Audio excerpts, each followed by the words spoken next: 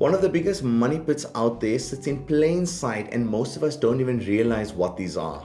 In this video, we are going to be discussing what those money pits are and how you can save thousands, if not tens of thousands of dollars just by understanding this simple concept. The key reason as to why so many people fall into the biggest money pits is status.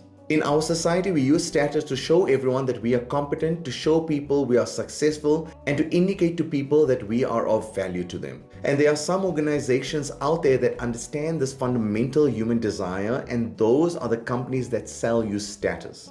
There are 5 huge ways where you can spend on status that I want to share with you today, and by knowing these things, hopefully you'll think about it more critically the next time you come across it in your life. First on our list is none other than designer clothing. This is your Louis Vuitton, Dior, Bulgari, Prada, etc. Buying branded clothing might be one of the biggest wastes of money out there. I have nothing against buying quality clothing. In fact, I advocate for buying clothes of quality because it's a better return on investment than buying those extremely cheap clothing brands. What I do think is a big waste of money is buying designer clothing. Now, even though these are clothes of high quality with great craftsmanship, the reason why they are charging an extremely high price is because of its brand. People only buy these clothes for one reason, and that's to impress. The world buys designer clothing because it helps them stand out, because designer goods are usually associated with wealth. And that's something which I think is a not good financial investment for most people. These brands know exactly who they are selling to and how to sell it to you.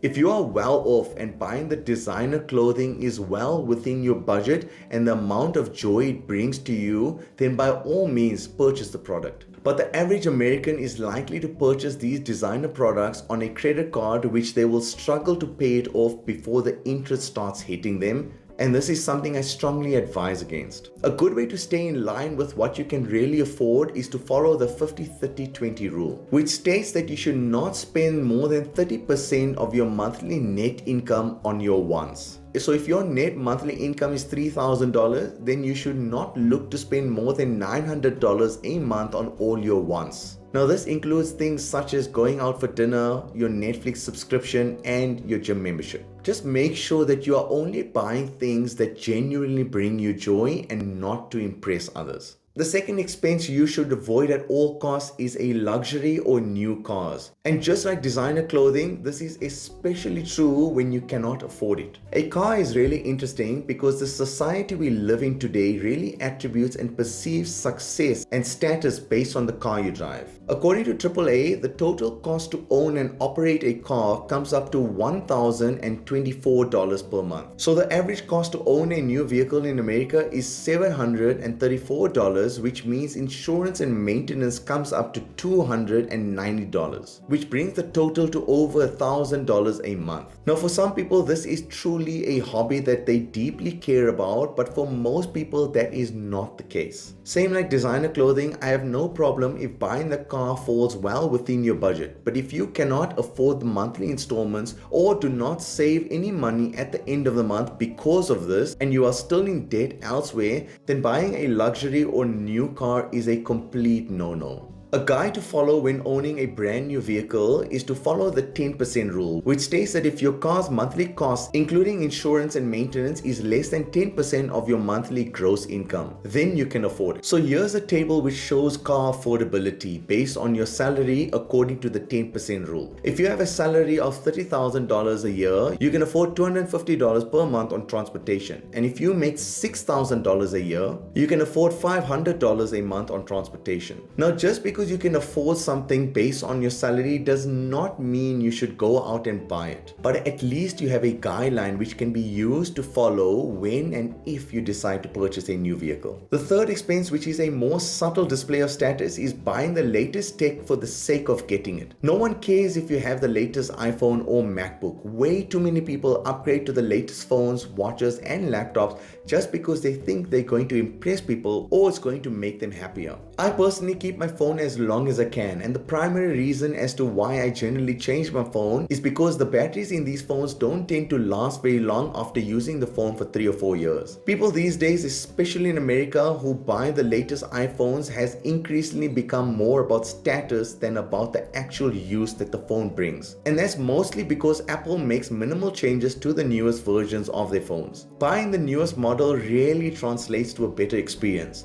Older versions of an iPhone will still cater for 98% of people's needs. But it's just some psychological trick that's played on your mind when a new version of a phone is released. Upgrading should only happen if you truly believe you're going to increase your productivity and efficiency. Upgrading to the newest version for the sake of having the latest technology is not a great financial decision. If you're truly looking to be rich, instead focus on buying things that bring you the most value and avoid being drawn in by the marketing hype. The fourth waste of money is buying a first-class ticket on a plane. And this is especially true for domestic first-class seats. Given the limited benefits on local first-class flights, it almost makes zero financial sense to buy first class on domestic flights unless it's a business expense or your net worth is so high that it really doesn't matter. Domestic first class seats are usually just a little wider seats and does not have the perks that the long haul flights have, such as premium first class services such as seats that can become a bed, expensive meals like caviar, or expensive champagne along with a private chauffeur that will get you from all the way from your hotel door to the airplane door. So basically the difference between first class and economy in domestic flights is just marginal. The cheapest ticket I could find for a flight from New York to LA was $168. Now this flight does not include a bag, but if you decide to add that, then the flight is $248, which is pretty reasonable compared to what you would pay on a first class flight. Now on the same dates going to the same destination in first class,